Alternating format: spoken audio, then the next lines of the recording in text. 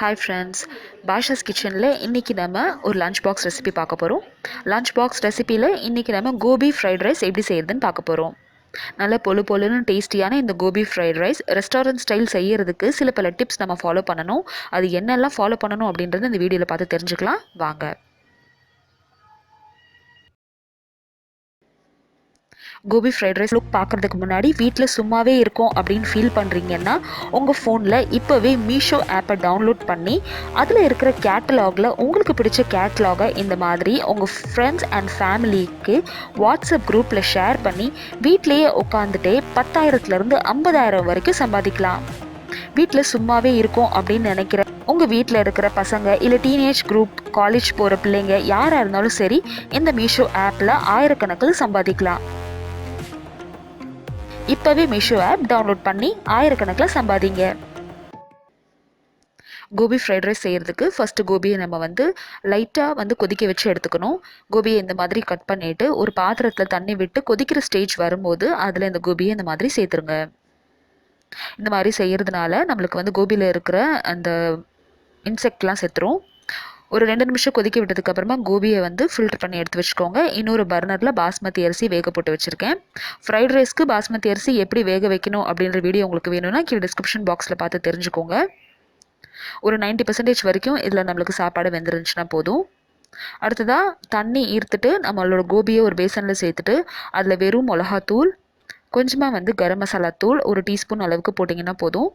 1/2 teaspoon அளவுக்கு மஞ்சள் தூள், 1 டீஸ்பூன் இஞ்சி பூண்டு பேஸ்ட்டு, இந்த மசாலாலாம் பிளெண்ட் ஆகிற மாதிரி 1 டேபிள் ஸ்பூன் அளவுக்கு கார்ன்ஃப்ளவர் மாவு, இது எல்லாத்தையும் சேர்த்துட்டு நல்லா மிக்ஸ் பண்ணிக்கோங்க. இப்போ இந்த கோபி ஃப்ரைட் ரைஸ்க்கு நம்ம நிறைய மசாலா போட்டாலும் நம்மளுக்கு என்ன ஆகும்னா ரொம்ப கருகிரும். அப்படி இல்லைன்னா எண்ணெயிலே அப்படியே மசாலா நின்றும். ரொம்ப கம்மியாக போட்டாலும் கோபி ஃப்ரைட் ரைஸ்க்கு நல்லா இருக்காது. அதனால் இந்த அளவுக்கு போட்டிங்கன்னா போதும். அதே மாதிரி இந்த மசாலாவை நல்லா பிளெண்ட் பண்ணுறதுக்கு 2லேருந்து 3 டேபிள் ஸ்பூன் அளவுக்கு இந்த மாதிரி தண்ணி தெளிச்சுட்டு அதுக்கப்புறமா இந்த மாதிரி மிக்ஸ் பண்ணி எடுத்து வச்சுக்கோங்க. இப்போ ஒரு பேனில் டீப் ஃப்ரை பண்ணுற அளவுக்கு எண்ணெய் விட்டுட்டு மீடியம் சூடில் இந்த கோபியை நல்லா நம்ம சேர்த்துட்டு இதை நம்ம ஃப்ரை பண்ணி எடுத்துக்க போகிறோம். ஒரு 5லேருந்து 7 நிமிஷத்துக்கு இது நல்லா ஃப்ரை ஆகட்டும்.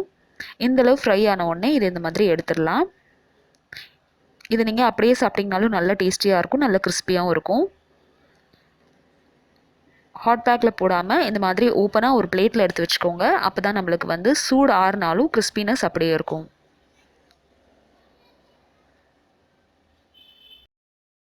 இப்போ ஒரு பேனில் 2 டேபிள் ஸ்பூன் அளவுக்கு எண்ணெய் விட்டுட்டு பொடி பொடியாக நறுக்கி எடுத்து வச்சுருக்க பூண்டு பல்ல சேர்த்துக்கோங்க.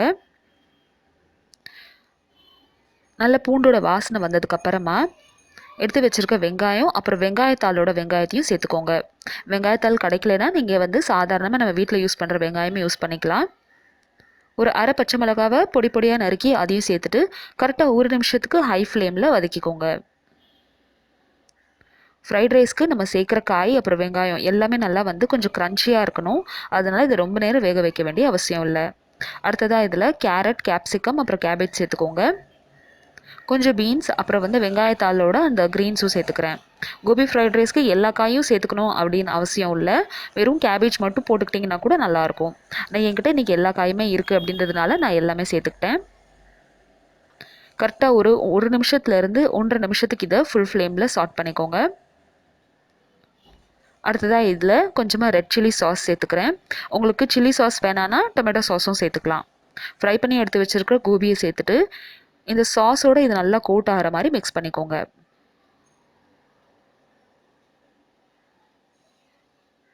கரெக்டாக 1 நிமிஷம் சாட் பண்ணிங்கன்னா போதும் ஃபுல் ஃப்ளேமில். ரொம்ப சாஃப்ட் ஆயிடுச்சுன்னா சாப்பிட்றதுக்கு நல்லா இருக்காது. இந்த ஸ்டேஜில் நம்ம வடித்து ஆற வச்சுருக்கிற பாஸ்மதி அரிசியை சேர்த்துக்கலாம். பாஸ்மதி அரிசி இந்த ஸ்டேஜில் சேர்க்கும் போது நல்லா ஆறி இருக்கணும். சூடாக சேர்த்துறாதீங்க, சாப்பாடு உடஞ்சிரும். 1 டேபிள் ஸ்பூன் அளவுக்கு மிளகுத்தூள் சேர்த்துட்டு எல்லாத்தையும் நல்லா மிக்ஸ் பண்ணிங்க அப்படின்னா நம்மளோட gobi fried rice almost ready ஆயிடுச்சு. இந்த ஸ்டேஜில் சாப்பாடு உடையிற மாதிரி இருக்குது அப்படின்னு நினச்சிங்கன்னா கரண்டி போட்டு கிளறாமல் பேனை அப்படியே தூக்கி சாட் பண்ணுங்கள். ரொம்ப ஹெவி பேனாக இருந்துச்சு அப்படின்னா 2 பக்கமும் பிடிச்சி இந்த மாதிரி சாட் பண்ணிக்கோங்க. அப்போ தான் நம்மளுக்கு நம்மளோட எண்ணெய் அப்புறம் கோபி எல்லாமே இந்த ரைஸோட நல்லா மிக்ஸ் ஆகும். இப்போ ஃப்ளேம் ஆஃப் பண்ணிவிட்டு தேவையான அளவு உப்பு, அதுக்கப்புறமா இன்னும் கொஞ்சம் மிளகுத்தூள் சேர்த்துக்கிறேன் காரத்துக்கு ஏற்றாப்புல. உப்பு நான் கடைசியாக சேர்த்துருக்கேன், அப்போ தான் வந்து நம்மளுக்கு இந்த காயெல்லாம் தண்ணி விடாமல் இருக்கணும் அப்படின்றதுக்காக. அவ்வளோதான், நம்மளோட கோபி ஃப்ரைட் ரைஸ் தயாராகிருச்சு. இந்த ரெசிபி உங்களுக்கு பிடிச்சிருந்துச்சுன்னா இந்த வீடியோக்கு லைக் கொடுங்க. என்னோட சேனல் ஃபஸ்ட் டைம் பார்க்குறீங்கன்னா கண்டிப்பாக சப்ஸ்கிரைப் பண்ணுங்கள். இதே மாதிரி நம்ம சேனலில் கோபி மஞ்சூரியன் எப்படி செய்யணும் அப்படின்ற ரெசிபி வீடியோ இருக்குது. உங்களுக்கு வேணும்னா கீழே டிஸ்கிரிப்ஷன் பாக்ஸில் லிங்க் பாருங்கள். பாருங்கள், அரிசி ஒன்றுக்கு ஒன்று ஒட்டாமல் எவ்வளோ சூப்பராக நம்மளோட gobi fried rice restaurant style ready ஆயிடுச்சுன்னு. சாப்பிட்றதுக்கு நல்ல டேஸ்டியாக இருக்கும். உங்கள்கிட்ட வேறு எந்த காய் இல்லைனாலும் பரவாயில்ல, கண்டிப்பாக கேபேஜ் மட்டுமாச்சும் சேர்த்துக்கோங்க. கேபேஜும் இந்த கோபியும் வந்து நல்ல எண்ணெயில் வதங்கி இந்த சாப்பாடுக்கு ஒரு நல்ல நறுமணம் நம்மளுக்கு வந்து கிடைக்கும். இந்த ரெசிபியை நான் ஏற்கனவே உங்களுக்கு சொன்ன மாதிரி லஞ்ச் பாக்ஸ்க்காக செஞ்சுருக்கேன். நீங்களும் உங்கள் குழந்தைங்களோட லஞ்ச் பாக்ஸ்க்கு இதை செஞ்சு கொடுங்க. இதே மாதிரி இன்னொரு சூப்பரான ரெசிபி வீடியோவில் அடுத்து உங்களை வந்து சந்திக்கிறேன். Thank you so much for watching. Bye.